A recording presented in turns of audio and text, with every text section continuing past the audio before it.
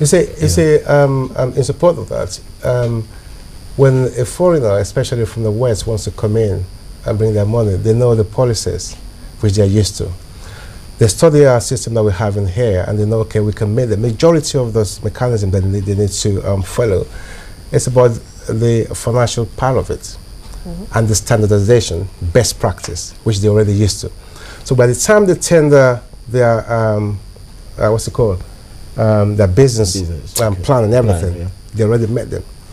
The local investors in here who doesn't have the know-how of how to go through all this, because the government support to take them through that process, it's not there. In the, I keep using the UK. I mean, in the UK we have what we call business angels, business guardians. These are somehow like an NGO that partner with the government that work directly with every micro businesses to tell you how to write the business plan, how to assess the market, how to get your information, insurance, and so on and so forth. And how, if you need the ISO standard, how to get them. They take you through all this, okay? In most cases, you don't pay for them, okay? The government subsidizes or pay for those things, right? That is government direct support to local investors.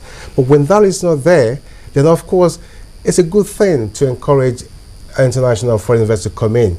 Eventually, if care is not taken and the government is not looking critically into this issue, foreign investment or investors will eventually erode the entire economy. Okay, so look, we're going to be left out. Let me ask you this question. You know that very recently the leaders of 15-nation economic community of West African states actually agreed to implement a single customs external tariff to accelerate economic integration and harmonize customs, within these 15 countries.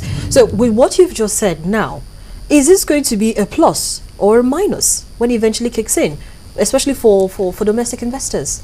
Can I say this quickly? How many products or services do we have in this country that we're going to have to export out to these member states that will benefit us? That's one thing. We can only boast of oil and gas, and now we could move into agriculture. Manufacturing as well, automobile as well. Well, the sectors keep growing gradually. Finance, trade. I think we have quite, Nigeria is quite dominant when it comes to the West African region. Yeah. And if there is any uniform customs policy, it's definitely going to benefit Nigerian companies. Because I know that, for instance, in Ghana, if a Nigerian business is going to register in Ghana, they ask for a huge amount of money, and that has forced so many of our businesses out of Ghana and so many other West African countries. So when we have a uniform regulation in West Africa especially, I'm very certain that it's going to benefit Nigerian businesses. No, I think our businesses are actually internationalizing very fast, especially the banks, for instance. And also Nigerians are involved in cross-border trade in the whole of West Africa. In fact, the quantum of whatever you call it, trade going on in Africa, in the sub-region of West Africa, originates in Nigeria. So how is it going to affect trade with, if we eventually start off that CET? How is that going to affect the foreign direct investment that we're really looking forward to getting, not just in Nigeria now, in the other ECOWAS states? Well, one thing I can say is that it will reduce something like smuggling. Okay, when you remove all the barriers to trade, so people will have less incentive to struggle, and that I don't know the impact of smuggling in the local economy, but with trade liberalization across the borders of West Africa, that will improve trade relations, of course, so people can move freely, especially the trading goods. I don't know about movement of labor for now. Okay, so now that we're actually coasting home, let's find a way forward, because we've actually put down a lot of issues that we need to address to ensure that this figure that we're looking at, $20 billion, increases from that number, which is what we recorded in the last 3 years. We want to see it grow in leaps. So in your opinion, how can Nigeria be properly positioned to take advantage of the opportunities therein, or opportunities let me take on that we don't have at all? These are critical issues of political economy, because we are talking about capitalism now, global capitalism. Okay, how does Nigeria accumulate capital? Okay. The fact of the matter is that it is not a matter for the private sector alone. There is the necessity for government support. In fact, government takes the lead.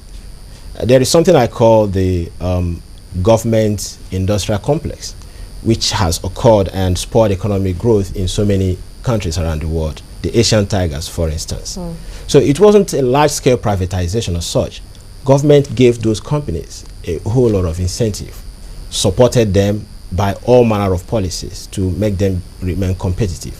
I think our own government needs to come up with such policies. Yeah, because they have to remember that these investors are not going to be around for a very long time. Yeah. Not just that, but they need to regulate investment in certain sectors. I think the scheme of incentives or policies could create incentive to get the foreign investors to invest in strategic sectors of the economy. Yeah. Okay, rather than just oil and gas, yeah. Because that is a big problem. Okay, apart from that, government needs to do something on its own. We've been talking about this issue of educational sector. One of the major determinants of foreign direct investment, again, is the level of skill. Skills, yeah. Okay, the asset, that is key, human capital. That is what attracts investors. Right now, China is over-bloating and they are now offshoring some of their production. So they want to go to where they have cheap but skilled labor.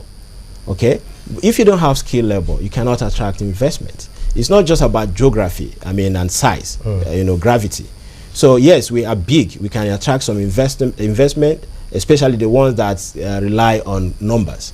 But when it comes on quality, the ones that value added, that require or depend upon skill, we are still falling back on that. So I think there is still need for the government to improve the level of skill in the sector, like my colleague mentioned. Okay, businesses need to get support in that sense. If we don't have that, we cannot expect that foreign investment to actually spill down to the level that we want it. All right, thank you so much, Dr. Adi, for sharing your thoughts with us on the program, and also Mike Adeleye, thank you so much for joining us, and it was an interesting conversation. Thank you. Thank you very much. Well, I've been speaking with two gentlemen on how to attract foreign direct investment into Nigeria. Dr. Bongo Adi is a senior research fellow with the Center for Infrastructure, Policy, Regulation and Advancement with the Lagos Business School, and Mike Adeleye is a human capital development expert. Well, it seems as if this is one interesting issue, and an issue nonetheless that everybody really has to pay attention to, because it's a very important one. Now, according to what they've said, investment in strategic sectors of the economy is bound to be, is what we should be looking at, encouraging most of those foreign investors to be looking at, not just the oil and gas industry or the capital market. There are other very key sectors that also should be looked into when trying to attract foreign investments into the economy. And also human capital development is very important. Well, this conversation doesn't end here. Of course, it continues. You can send your comments or questions or observations to any of the addresses showing on your screen. But that's the midweek edition of the program. Thank you so much for being a part of it. I'm Harriet Agbenyi.